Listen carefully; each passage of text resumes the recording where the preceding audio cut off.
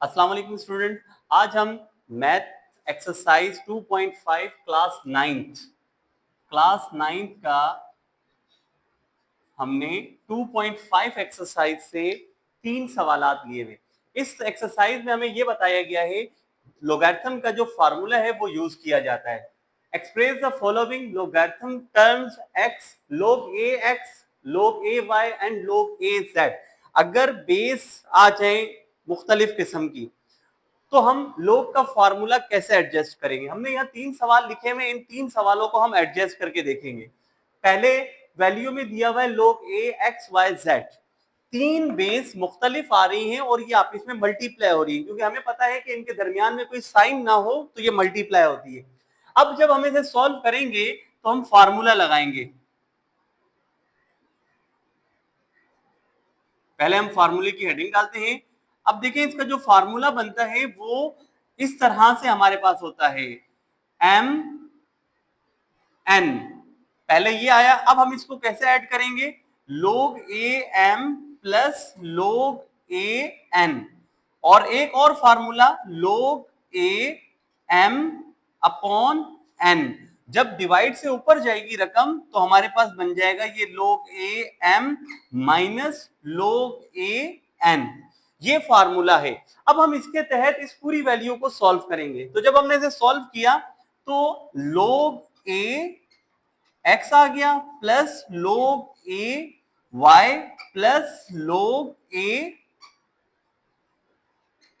z, ये इसका answer हो गया लोगैरिथम फार्मूले के मुताबिक। सेकंड क्वेश्चन हमारे पास मौजूद है। मार्कर जो है वो थोड़ा सा वो लाइट लिख रहा है, इसलिए मैं मार्कर चेंज कर रहा हूं। अब हमारे पास जो सवाल आ रहा है, इस वैल्यू के अंदर हमें दिया हुआ है x के ऊपर पावर। तो याद रखिएगा जब हमें कोई पावर दी जाए तो पावर को हम किस तरीके से मैनेज करते हैं।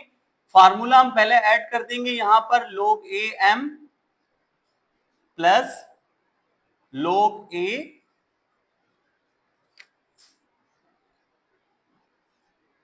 n, क्योंकि यहां हमारे पास जो पावर आ रही है वो बेस दोनों मल्टीप्लाई हो रही है, तो इसलिए हम यहां पर एक ही फार्मूला यूज करेंगे log a और n वाला।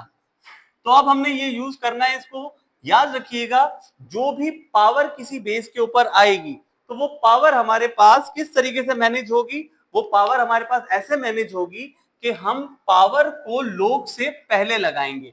ये जो पावर 2 आ रही है ये log से पहले आ जाएगी, और इसके बाद दूसरी जो वैल्यू आ रही है उस पर कोई पावर नहीं है तो log a y। ये हमारे पास इन दोनों सवालों के हमारे पास आंसर आ गए।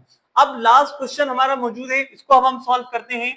यहां हमने सॉल्व की हेडिंग डाल दी, तो यहां x y z पर कोई पावर नहीं है तो इसलिए हम पावर को पहले नहीं लाएंगे। यहां पर हम जो फार्मूला लिखेंगे log a m plus log a n और माइनस log a हमारे पास आ जाएगा।